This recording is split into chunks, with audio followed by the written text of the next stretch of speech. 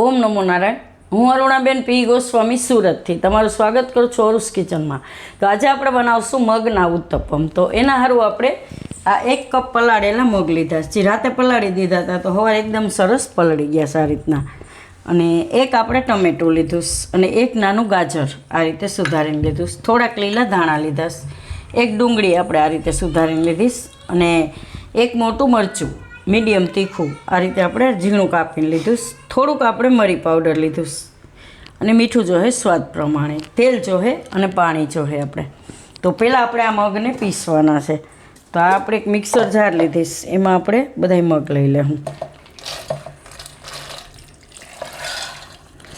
અને આને આપણે પીસી લેવું. જરૂર પડે તો થોડુંક પાણી નાખવાનું. આમાં થોડું ઘણું પાણી તો હતું જેમ પલાળેલા હોય એનું. તો આને આપણે પીસી લેવું. તો આ મગને આપણે પીસી લીધા છે આ રીતના એકદમ સરસ. તો અસલ પલળેલા હોય એટલે ફટાફટ પીસાઈ જાય છે, એમાં વાર નથી લાગતી બહુ. અને આપણે એટલું જ પાણી નાખ્યું હતું, એકાદી ચમચી જેટલું. આ રીતનું એકદમ સરસ પીસાઈ ગયું. આને આપણે કાઢી લેવું.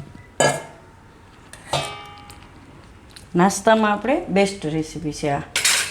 તમે સાંજે પલાળીને રાખી દો તો સવારે છોકરાઓને ટિફિનમાંય બનાવીને દઈ શકો અને ઘરે ખાવામાં હાલે એમ એકદમ સરસ.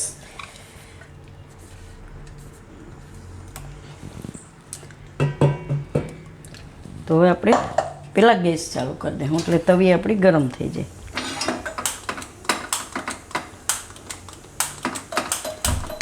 બોકે લાઇટર આને ગરમ થવા દઉં. હવે આમાં આપણે બધાય મસાલા નાખી દઉં.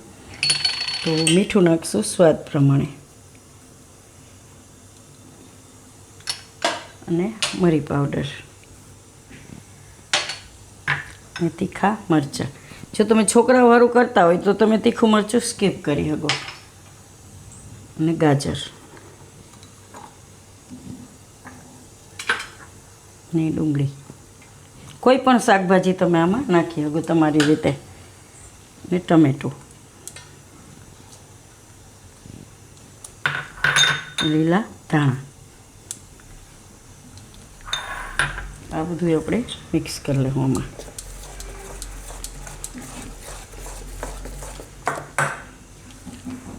કેપ્સિકમ નાખી શકો, ફણસી નાખી શકો, કોઈ પણ કોબી નાખી શકો. જે શાકભાજી તમને ભાવતું હોય કે છોકરાઓને ભાવતું હોય એ તમે આમાં નાખી શકો એમ. અને આ રીતે બનાવશો તો છોકરાઓ ખાશે એમ.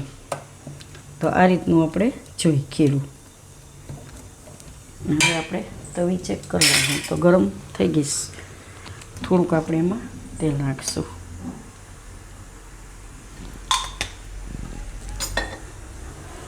તો નોનસ્ટિકનો આપણે એ ફાયદો કે તેલ ઝાઝું ન જોઈએ આમાં. ખાલી તમે તેલવાળું આ રીતે કરીને રાખી દો ને એટલે થઈ જાય સરસ. ઓછા તેલમાં એકદમ સરસ હેલ્ધી નાસ્તો થઈ જાય.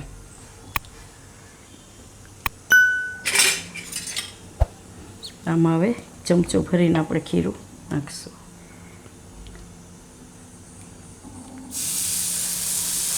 જે સાઈડના તમારે બનાવવા હોય એ સાઈડના બનાવી લેજો. તો આ રીતે એને થોડુંક ફેલાવી લેવાનું.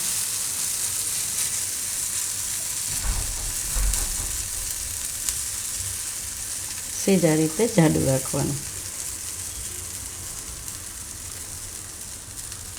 ગેસ ધીમો રાખશું અને ઉપરથી થોડીક વાર ઢાંકી દેવું અને પાકવા દેવું. નીચેથી થોડું પાકી જાય પછી એને ફેરવી લેવું આપણે. ઉપર સેટ ડ્રાય થઈ જાય એટલે એને આપણે ફેરવી લેવું પછી. તો હવે આપણાને જોઈ લેવું. તો આ રીતે ઉપરથી થોડુંક કોરું થઈ જાય.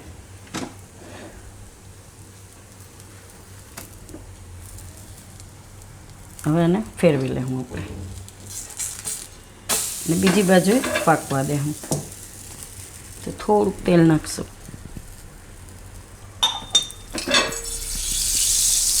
એકાદી ચમચી જેટલું.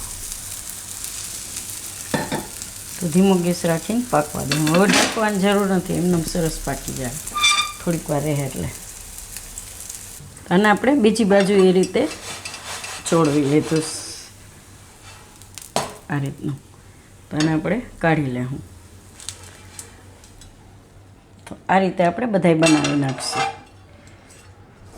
એકદમ આરામથી થઈ જાય, કંઈ વારે નહીં લાગે. છોકરાઓને ટિફિનમાં આપવું હોય તો ફટાફટ બની જાય એમ. સાંજે મગ પલાળેલા હોય તો તમે પલાળેલા હોય સવારના અને સાંજે પીસી નહીં તમે ફ્રીજમાં રાખી શકો તોય વાંધો ન આવે. સવારે ફટાફટ થઈ જાય, પીસવાની ઝંઝટ ન હોય એમ. સવારમાં પલાળી દેવાના અને સાંજે તમારે પીસીને રાખી દેવાના ફ્રીજમાં. શાકભાજી બધું કાપીને તમે રાખી શકો તો સવારે ખાલી બધું મિક્સ કરીને ફટાફટ બનાવતા વાર જ ન લાગે એમ. તો 10 મિનિટમાં તમે આરામથી નાસ્તો તૈયાર કરી શકો છોકરાઓ માટે. ને હેલ્ધી એકદમ. છોકરાઓ એમને મગ નહીં ખાય પણ આ રીતે ખાહે. તમે ઉત્તપમ બનાવીને આપો ને એટલે. તો આને આપણે એ રીતે બનાવી લે. ને એકદમ ટેસ્ટી લાગે છે ખાવામાં. તો આપણે 3 બનાવી લીધા છે ને એક આમાં પાકે છે ને એક થાય એટલું ખીરું આપણે આમાં પડ્યું છે. એટલે આટલામાંથી 5 બનશે તમારે મગના ઉત્તપમ. તો તૈયાર છે આપણા મગના ઉત્તપમ.